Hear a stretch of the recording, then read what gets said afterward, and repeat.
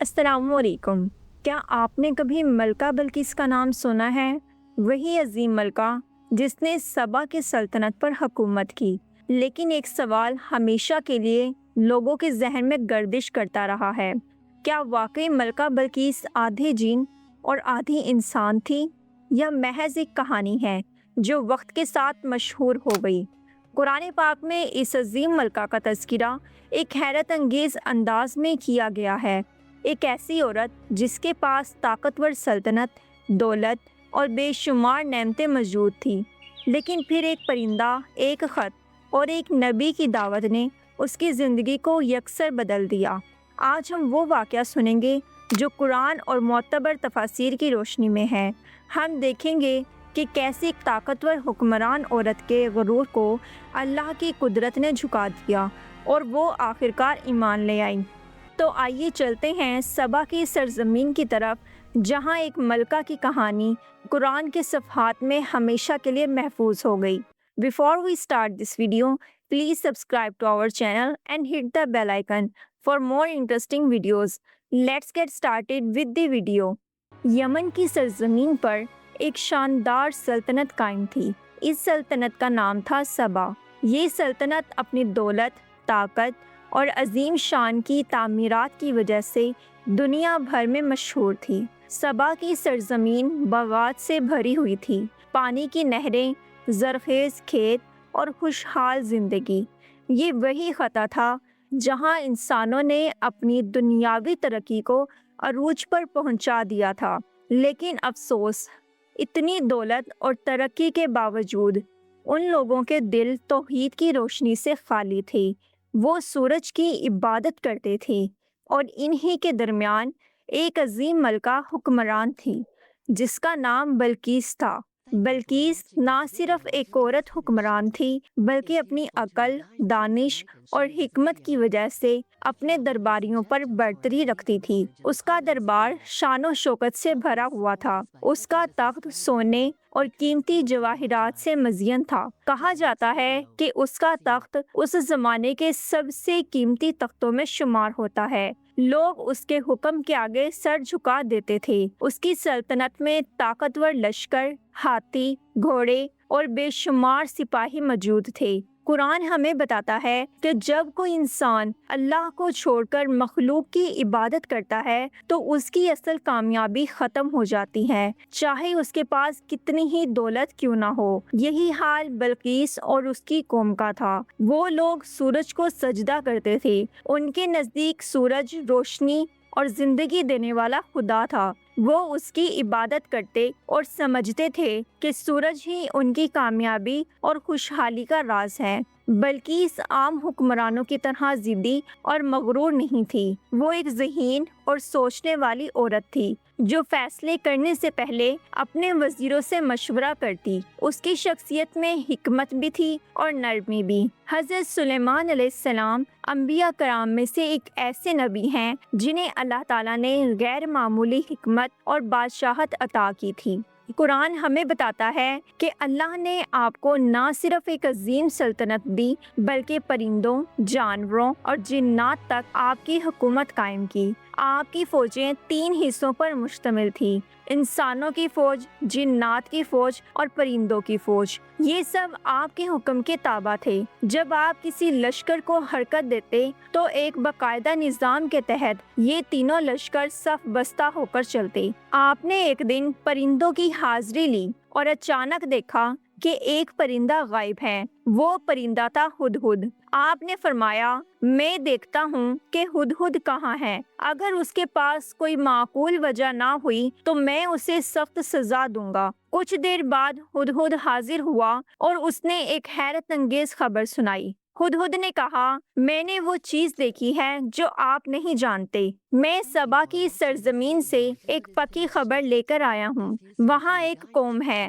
جس پر ایک عورت حکمران ہے۔ اسے ہر طرح کی نعمتیں دی گئی ہیں۔ اس کا تخت نہایت عظیم ہے، مگر افسوس، وہ اور اس کی قوم اللہ کی عبادت کرنے کے بجائے سورج کو سجدہ کرتے ہیں۔ یہ خبر سن کر حضرت سلیمان علیہ السلام نے اپنے رب کی بڑائی بیان کی اور فرمایا کہ شیطان نے ان لوگوں کے اعمال کو ان کے لیے لیے خوشنما بنا دیا ہے اور انہیں سیدھے راستے سے روک دیا ہے۔ حضرت سلیمان علیہ السلام کی حکمت اور بصیرت ظاہر ہوتی ہے۔ اگر وہ چاہتے تو فوراً اپنی فوج بھیج کر سبا کی سلطنت کو تباہ کر سکتے تھے، لیکن ایک نبی کا کام صرف فتح یا جنگ نہیں ہوتا، بلکہ اصل مقصد ہدایت دینا ہوتا ہے۔ اس لیے آپ نے فیصلہ کیا کہ بلقیس کو سب سے پہلے اللہ کی طرف دعوت دی جائے۔ آپ نے ایک خط لکھوایا جس کے الفاظ بڑے سادہ مگر نہایت پر اثر تھے۔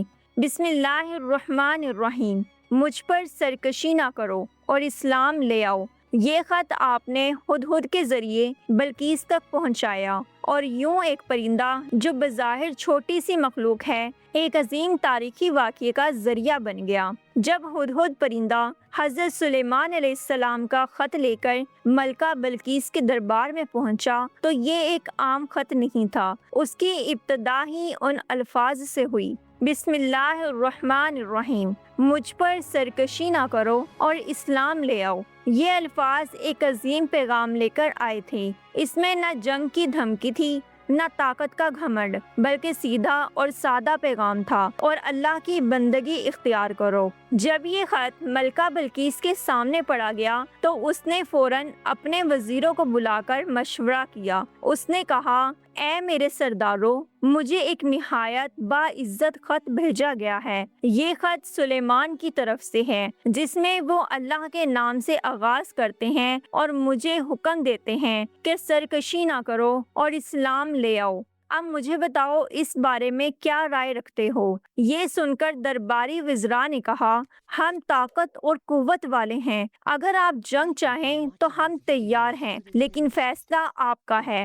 حکمران طاقت کے بل پر فیصلہ کرتے تھے، لیکن بلقیس کوئی عام حکمران نہیں تھی، وہ عقل و حکمت سے فیصلہ کرنے والی عورت تھی۔ اس نے کہا، بادشاہ جب کسی قوم پر چڑھائی کرتے ہیں تو وہاں کی عزت مند لوگوں کو ذلیل کر دیتے ہیں اور طاقتور کو کمزور بنا دیتے ہیں۔ میں کوئی جلد بازی نہیں کروں گی، بہتر یہ ہے کہ میں ایک تحفہ بھیجوں تاکہ دیکھوں سلیمان کا رد عمل کیا ہوتا ہے۔ اگر وہ دنیاوی بادشاہوں کی طرح ہوں گے تو تحفے کو قبول کر لیں گے، لیکن اگر وہ واقعی ہی اللہ کے نبی ہیں تو پھر ان کی سوچ مختلف ہوگی۔ وہ اچھی طرح سمجھتی تھیں کہ ایک حکمران کو بغیر سوچے سمجھے جنگ میں نہیں دھکیلنا چاہیے۔ وہ آزمائش کے طور پر قیمتی تحائف لے کر اپنے نمائندے کو بھیجتی ہے۔ جب یہ تحفے حضرت سلیمان علیہ السلام کے دربار میں پہنچے تو آپ فوراً انکار کر دیتے ہیں اور فرماتے ہیں، کیا تم مجھے مال دیتے ہو؟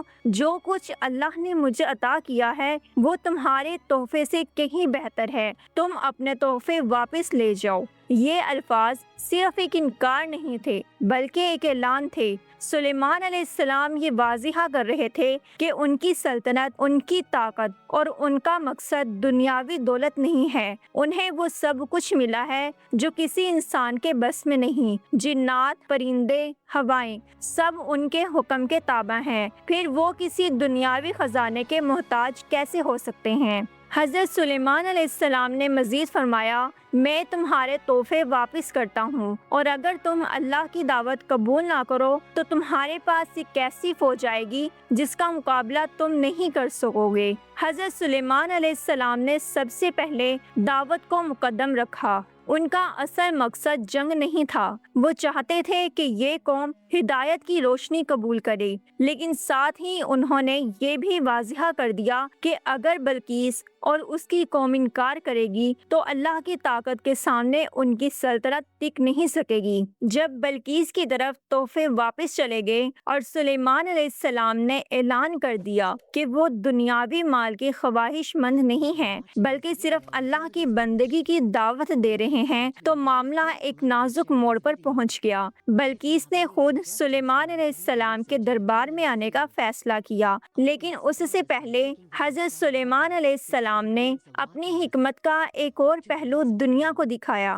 انہوں نے اپنے درباریوں سے کہا، اے اہل دربار، کون ہے جو ملکہ بلقیس کا تخت میرے پاس لے آئے اس سے پہلے کہ وہ اطاعت گزار ہو کر میرے پاس پہنچے؟ یہ کوئی معمولی بات نہیں تھی۔ بلقیس کا تخت ایک عظیم شان اور وزنی تخت تھا جو یمن کے سبا میں موجود تھا۔ اس کے چاروں طرف جواہرات جڑے ہوئے تھے اور وہ تخت شاہی طاقت کی علامت سمجھا جاتا تھا۔ یہ سن کر ایک طاقتور جن نے کہا، میں وہ تخت آپ کے پاس لے آؤں گا اس سے پہلے کہ آپ اپنی مجلس سے اٹھیں۔ بلا شبہ ایک بڑی طاقت کی بات تھی، لیکن پھر دربار میں موجود ایک اور ہستی نے بات کی۔ وہ تھا ایک نیک عالم جس کے پاس اللہ کا خاص علم تھا۔ مفسرین کے مطابق اس کے پاس اسم اعظم کی دعا کا علم تھا۔ اس نے کہا، میں وہ تخت آپ کے پاس لے آؤں گا پلک جھپکنے سے پہلے۔ قرآن کہتا ہے کہ یکدم تخت سلیمان علیہ السلام کے سامنے موجود تھا۔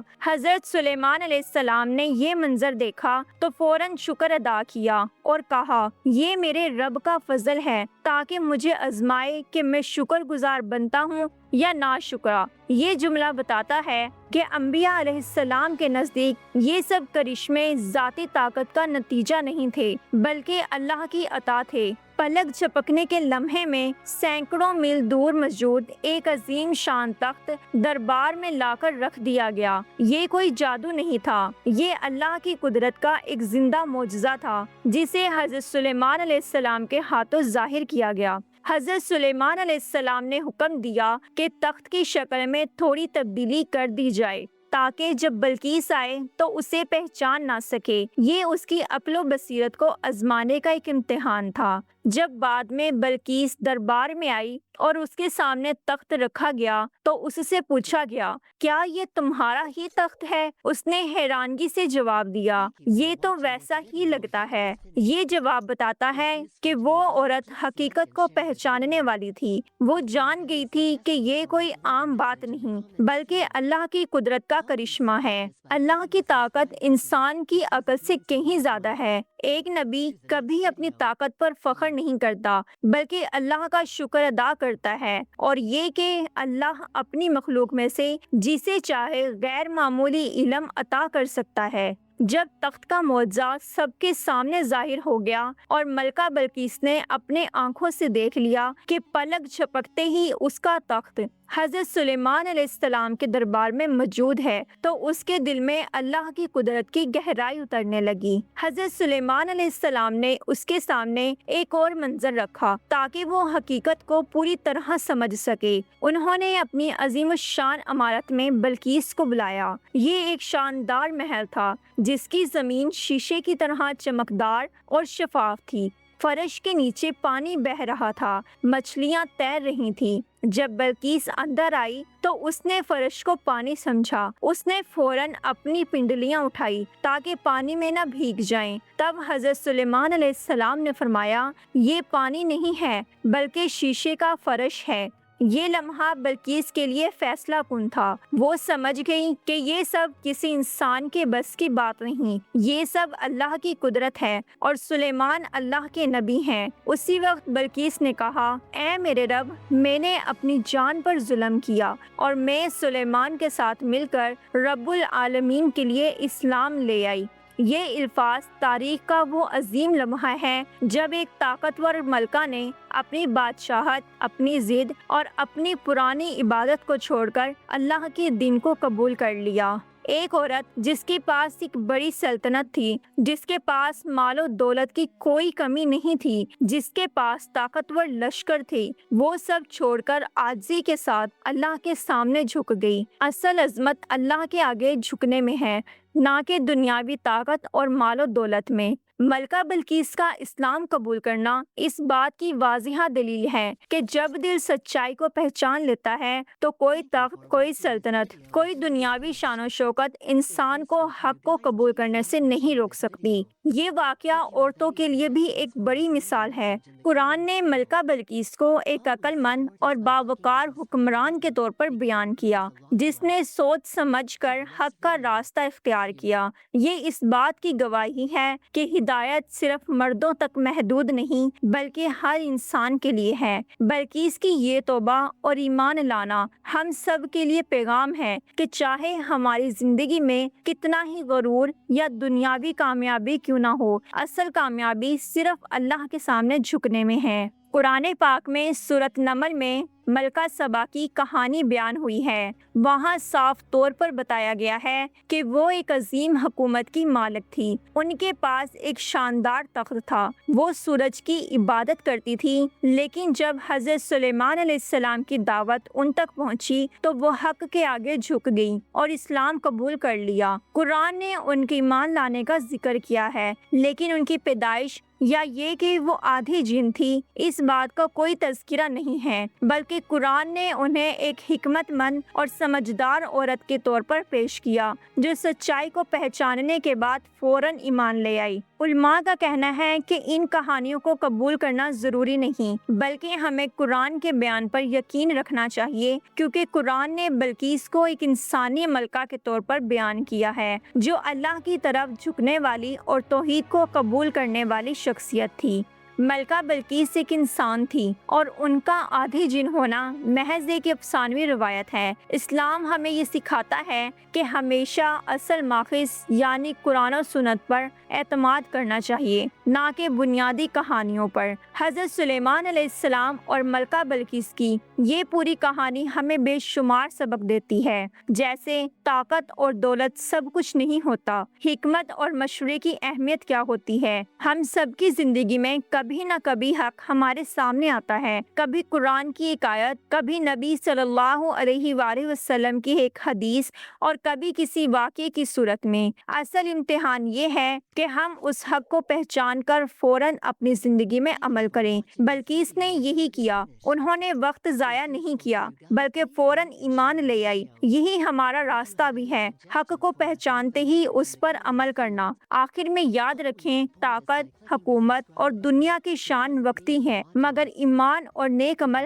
ہمیشہ کے لیے ہیں۔ حضرت سلیمان علیہ السلام اور ملکہ بلقیس کی یہ داستان محض ایک تاریخی واقعہ نہیں، بلکہ یہ آج بھی ہمارے دلوں کے لیے چراغ راہ ہے۔ ہم نے دیکھا کہ کس طرح اللہ تعالیٰ نے ایک نبی کو علم، حکمت اور معجزات عطا کیے، اور کس طرح ایک عظیم ملکہ نے اپنی سچائی اور عاجزی سے حق کو قبول کیا۔ یہ واقعہ ہمیں یاد دلاتا ہے کہ ایمان کی روشنی سب سے بڑی ہے۔ بلقیس کے لیے تخت کی عظمت اور دنیاوی شان و شوکت کچھ بھی نہ رہی جب ان پر اللہ کی پہچان اور توحید کی حقیقت آشکار ہوئی۔ بالکل اسی طرح ہمیں بھی سوچنا ہوگا، کیا ہم واقعی دنیا کی وقتی زیب و زینت کے پیچھے ہیں یا اپنی آخرت سنوارنے کے پیچھے؟ اگر ہم اپنے دل کو قرآن و سنت کے لیے کھول لیں تو اللہ ہمیں بھی ہدایت عطا فرمائے گا، جیسے اس نے بلقیس کو سچائی کی راہ دکھائی۔ اللہ تعالیٰ ہمیں حضرت سلیمان علیہ السلام کی حکمت اور بلقیس کی عاجزی عطا فرمائے، ہمیں دنیا کی وقتی خواہشات سے اوپر اٹھا کر ایمان اور نیک عمل کی دولت نصیب فرمائے، اور قیامت کے دن ہمیں ان لوگوں میں شامل فرمائے جو کامیاب اور کامیاب ترین ہوں۔ آمین۔ Thanks for watching. If you like this video, don't forget to like, share and subscribe for more videos on interesting Islamic stories. This is me, Aisha. Allah Hafiz.